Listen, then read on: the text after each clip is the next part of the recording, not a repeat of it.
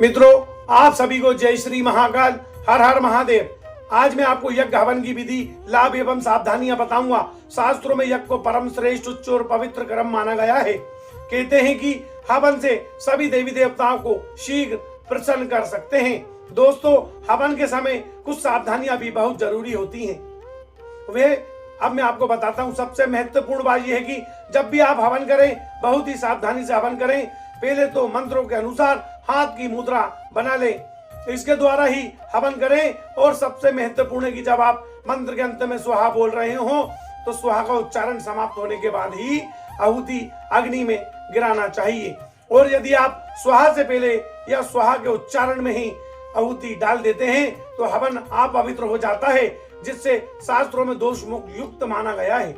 मैं जब भी हवन करें ये सावधानी अवश्य ध्यान रखें। करने की विधि को सबसे पहले अपने घर में एक शुद्ध पवित्र स्थान का चयन करें। जहां पर आपका मंदिर हो वहां पर भी आप हवन कर सकते हैं। मित्रों, वीडियो पसंद आए तो कमेंट बॉक्स में हर हर महादेव लिखना ना भूलें और वीडियो को शेयर जरूर करें। यज्ञ के आरंभ में सबसे पहले अपने माथे पर तिलक लगा लें। हवन करते समय तिलक लगाना बहुत ही ज्यादा जरूरी होता है, क्योंकि कोई भी धार्मिक कर्म करते हैं तो उसमें तिलक अवश्य लगाते हैं। इसके बाद ही धार्मिक कर्म आरंभ करते हैं। शास्त्रों में बताया गया है कि जब हम घर में हवन कर रहे हो तो हवन करने की दिशा यानी हमारा मुंह पूर्व दिशा की ओर होना चाहिए। अब आप हवन कुंड को लेकर पूर्व दिशा की ओर रख दें और आप स्वयं आसन पर बैठ जाएं और आप अपना मुख पूर्व दिशा की ओर कर लें। अब आप अपने सीधे हाथ में जल लेकर 3 बार आचमन करें और 1 बार हाथों में जल लेकर उसे धो लें और किसी साफ कपड़े से हाथों को पोंछ लें। इससे आपकी शुद्धि हो जाएगी। अब आप अपने सीधे हाथ में एक पुष्प ले रख लें और थोड़ा जल डाल दें और मन ही मन संकल्प करें। संकल्प जब आप कर रहे हो, आप किसी भी देवी देवता का पूजन किया कर रहे हो, उसका नाम से ही संकल्प करें और जो आपकी मनोकामना है उस संकल्प में उसको जरूर बोलें और हाथ में पुष्प और जल को लेकर जमीन पर छोड़ दें। फिर आप जिस भी देवता की पूजन कर रहे हैं उनका ध्यान करते हुए अपने मन में कहें कि देवता, मैं ये हवन यज्ञ आपके मंत्र के द्वारा कर रहा हूँ। जैसे भी पूजा पाठ एवं हवन हो रहा है उसे स्वीकार करिए। अब आप हवन कुंड के पास एक दीपक प्रज्वलित कर दीजिए। दीपक के नीचे थोड़े चावल डाल दीजिए। इसके बाद आप यज्ञ नारायण का पूजन करिए, धूप दीप अर्पण करिए और हवन कुंड में सविता यानी लकड़ी रखना आरंभ कर दीजिए और छोटा सा कपूर का टुकड़ा रखकर अग्नि देवता का ध्यान करते हुए कपूर में अग्नि लगा दीजिए।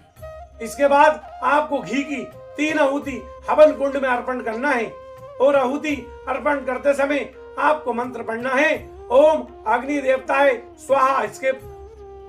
इसके बाद आप गणेश जी की आहुति अर्पण करिए। इसके बाद आप क्षेत्र में जो भी देवी देवता का मंदिर है उसके नाम की 3 आहुति अर्पण करिए। अपने गुरु के द्वारा दिए गए मंत्र की आहुति अर्पण करिए।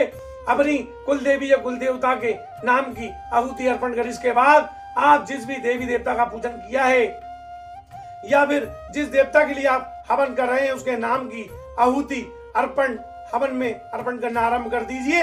और जब आप आहुति अर्पण कर रहे हो तो एक बात का विशेष ध्यान रखें कि जब आप पूरा मंत्र पढ़ें और स्वाहा बोले उसके बाद ही हवन कुंड में आहुति अर्पण करें। आप देवता की 108 आहुति या फिर जितनी आप चाहें उतनी आहुति हवन कुंड में अर्पण कर दीजिए। इसके बाद थोड़ा सा प्रसाद लेकर उसकी 11 आहुति हवन कुंड में उसी मंत्र के द्वारा अर्पण कर दीजिए जिससे आपने सामग्री से स्वाहा करा था। इसके बाद आरती आरंभ कर दिया। आरती पूर्ण होने के बाद पानी का लोटा उठाकर आरती के दोनों तरफ जल थोड़ा थोड़ा डाल दीजिए और फिर आरती सभी देवी देवताओं को देना आरंभ कर दीजिए। इसके बाद आप भी आरती ले लीजिए। अब आप यज्ञ नारायण में से थोड़ी सी राख लेकर अपने माथे पर लगा लीजिए और देवता से क्षमा याचना कर लीजिए।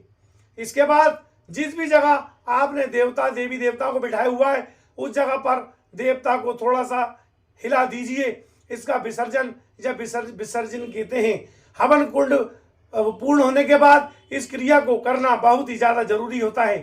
अब आप जिस आसन पर बैठे हैं उसके नीचे थोड़ा सा जल डालकर आपको उसे अपने माथे, कंठ और अपनी दोनों आंखों पर 3 बार लगाना है।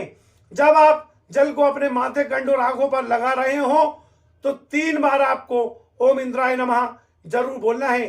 हवन से संबंधित ये क्रिया जो सरल विधि है वे हमने आपको पूर्ण रूप से बता दी है। अब आप अपने घर पर इस विधि के द्वारा हवन कर सकते हैं।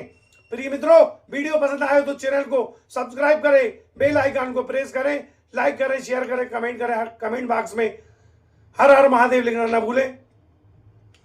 पूरा वीडियो देखने के लिए आप सभी का बहुत बहुत धन्यवाद। आप सभी को जय श्री महाकाल, हर हर महादेव।